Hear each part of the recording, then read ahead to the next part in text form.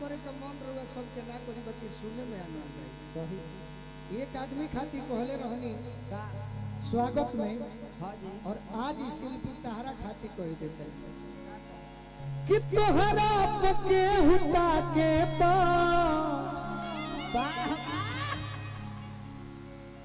भाई बाबा ए बाबा हमरो खाती जागर तोहरा पके हुटा के तो तकलीफ हो खेला तोहरा पके हुटा के तो तकलीफ हो खेला तोहरा पके हुटा के तो तकलीफ हो खेला। लेकिन ओरिजिनल जीवन में तो बहिन बोलले बड़ू हां जी बाकी भाई होली के महीना बा होली एगो ना होई सही बा। यही लैया पर जख्मी भैया आजे लिखनी है का लिखनी का लिख ले बनी दलवा लो भौजी फगुआ में देवरो कुआर बा दलवा लो भौजी फगुआ में देवरो कुआर बा दलवा लो भौजी फगुआ में देवरो कुआर बा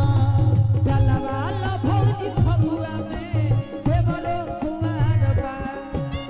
दलवा लो भौजी फगुआ में देवरो कुआर बा दलवा लो भौजी फगुआ में देवरो कुआर बा। लेके वो भर लोडई ये हमरा उत्तर प्रदेश पुलिस के जवान सानू पांडे जी तहार फैन है अरे धन्यवाद भैया लेके वो भर लोडई पिछु करी खाड़बा दलवा लो भौजी फगुआ में देवरो कुआर बा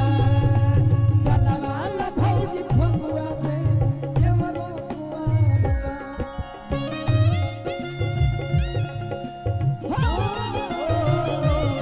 जहन जिंदगी में भोरो कुतबा हमरो बोले हवा से खबो ये बिया हमरो हमरो बोले हवा से खबो ये बिया हमरो अरे दलवा लो भौजी फगुआ में देवरो कुआर बा दलवा लो भौजी फगुआ में देवरो कुआर बा। काहे किए भौजी का कही काहे एगो आग्रह करब कि बुरा न मानो होली है लोग कहेलन कि बुरा न मानो होली है हां जी अरे सोट न तनी कम मिला तू हमरो सलट जाई सोटाना तनिका मिला तू हमरो समझ जाई सोट न तनी कम मिला तू हमरो सलट जाई सोटाना तनिका मिला तू हमरो समझ जाई। सोट न तनी कम मिला तू हमरो सलट जाई हां जी गोलुआ के मोबिल टंकी में तहरा पलट जाई मोबिला पलट जाई गोलुआ के मोबिल टंकी में तोहरा पलट जाई गोलुआ तोहरा पलट जाई